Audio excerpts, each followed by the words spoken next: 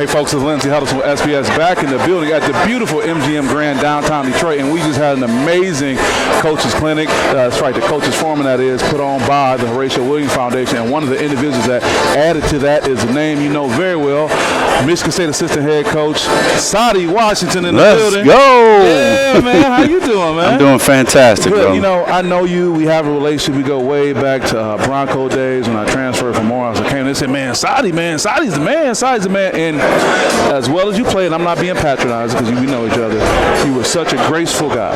You were like people's guy. You were available to talk, and, you know, despite you had everything going on, and I appreciate that going back however many years. That got to be 30 years because we just about. We're celebrating our 30th today. Is that right?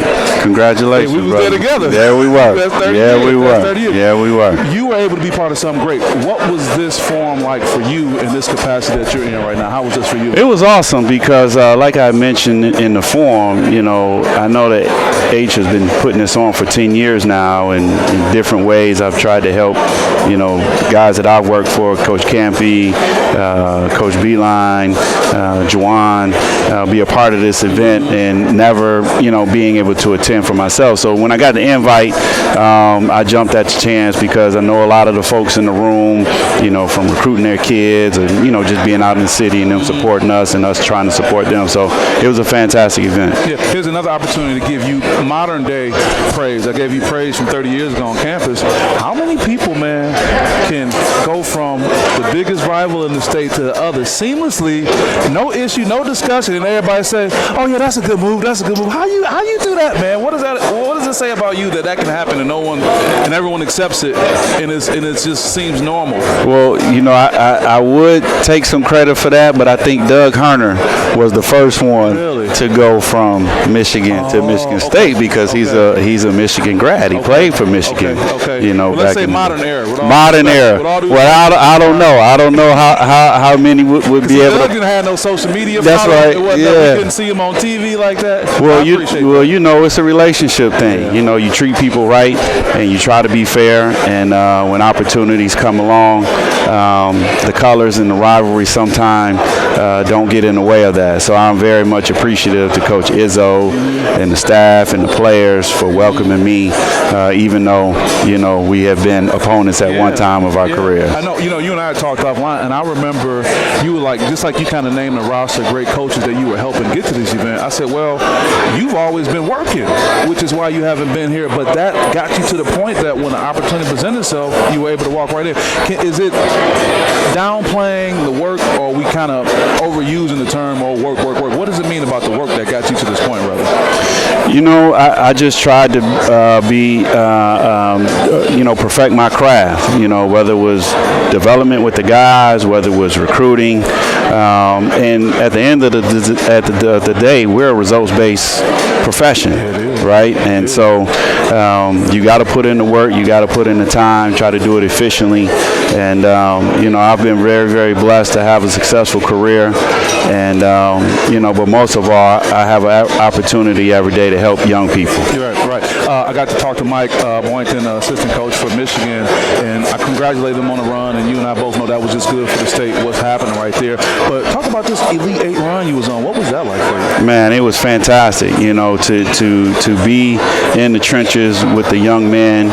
And, you know, our mantra all year was trying to be different, having strength in numbers. And, you know, I'm just so proud of them that they bought into that.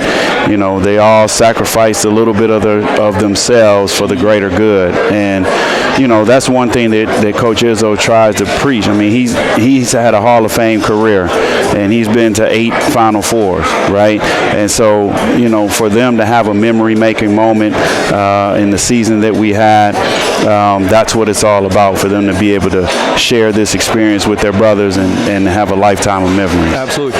You know, we probably talked about this before, too. I'm just curious to know, with all the movement you guys have and the success of the players that we've all come to love, moving on and transition because of success, the culture still seems to be there despite the individual. So what does it mean that great young men can go on to different places, but there still can be this culture, of course with a time Izzo, you're going to have that, but to still have this culture in 2025 like, hey, we still good. We can still keep going. What does that mean? Well, it's kind of that old saying: players and coaches move on and graduate, but the culture, stays. And that's a big testament to Coach Izzo and the former players and the current players, and really how much they believe in Spartan basketball and being part of the program.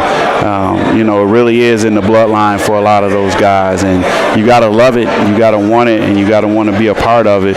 And when you love something hard enough and strong enough, it means something to you, and you're not going to take that for granted. I get that. I posed the same question to your in-state rival coach that was sitting on stage. I asked him, what does it mean for someone to play there? What does it mean to be somebody who can play for Michigan State basketball in 2025, 2026 going forward? It means you're a part of a very unique group, right? You're part of a unique group that's been to 27 straight NCAA tournament appearances.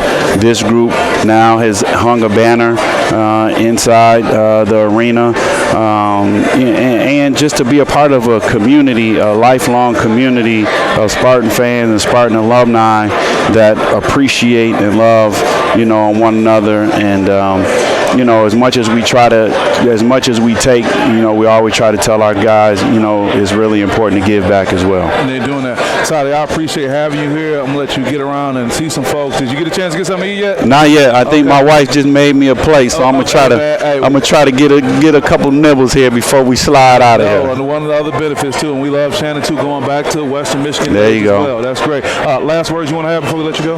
Well, you talk about me in college, but you was the man, too. But we ain't going to get we're not going to get into those. I was very studious. That's why. Yeah, you was. Hey, you man, was. We had college days swiftly passed. We had a good time, and look at us now making things happen. There you go. But I do appreciate our friendship, though. Love you, brother. Yeah, love you too, my man. Yeah, with that being said, Lindsey Hollis with SPS, and we'll see you guys next time. Peace.